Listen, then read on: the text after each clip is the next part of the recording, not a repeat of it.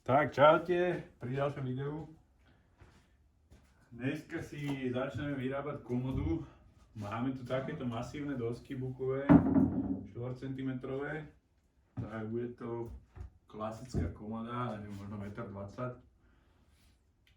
Vrch spodok bude z týchto, aj boky z týchto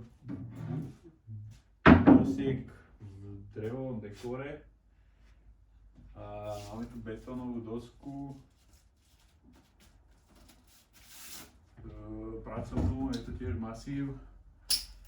Tak dvierka spravíme z toho, že bude to šedo drevené, tak uvidíme, či sa nám to podarí. A asi zatiaľ nachystám dosky, musím si ich narezať, lebo tieto bukové masívne sú pôvodne z pracovnej dosky a majú tu také zárezy na spájanie, takže musíme to dať preč. Ja už som jednu začal, už mám nachystanú, že už máme vybrúsenú.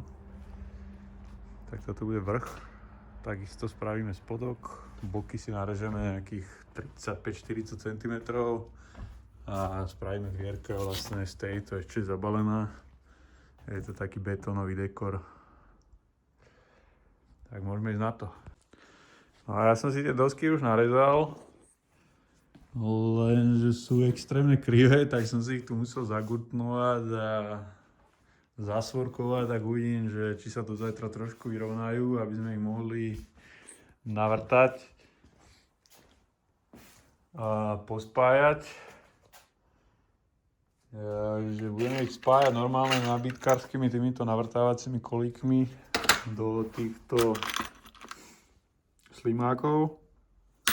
Takže budeme to frézovať.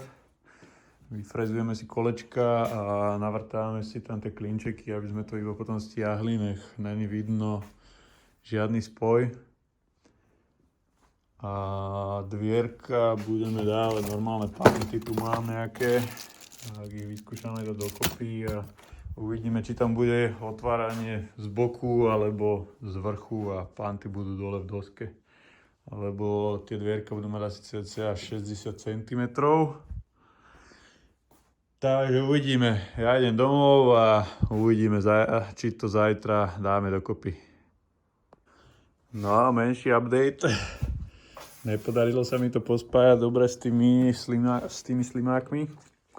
Neišlo to moc dobre, išlo to troška do kriva a nebol som s tým spokojný. Tak som to normálne navrtal a dali sme tam bukové paličky, potom to zabrúsime a bude to dobre.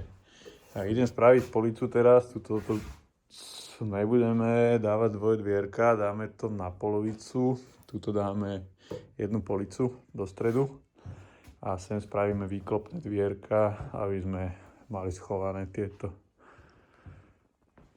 spojky. A ja už tu mám nachystanú tú dosku, to vyzerá taká betónová. Z jednej časti spravíme tú policu a z druhej spravíme tie dvierka. A idem sa s tým pohrať a uvidíme, či z toho voľa čo bude. No a som späť po pár dňoch. Ja už to mám dokončené. Tak toto vyzerá. Dal som tam držiatko z kuchynskej linky. Je to nalakované, ešte to asi raz nalakujem. Uvidím, aké to bude, keď to uschne. Tak tu máme poličku.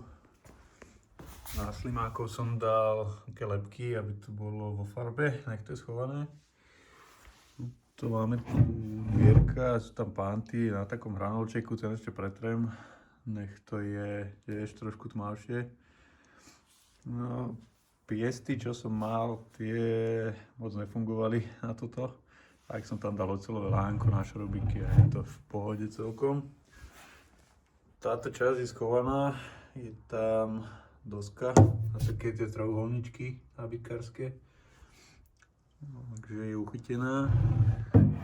Táto časť je voľná vlastná, takže je to takto otvorené. No je to asi 2 cm vo vzduchu. Ale som použil tie odrezky, čo nám zostali. Som vyrobil takých 6 nožičiek štvorcových. Takže sú zo spodu a je tam asi 2 cm vôľa, tak sa to aj ľahšie nadvihuje. Keď sa to prenáša, to je z boku. A je to dosť ťažké na to, že to má 1,60 m na 60 cm. Ale tak čo už, sú tam hrubé dosky. Tak to je celé. Uvidíme sa pri ďalšom videu, keď zase čo budeme vyrábať alebo budeme čo robiť. Tak čaute.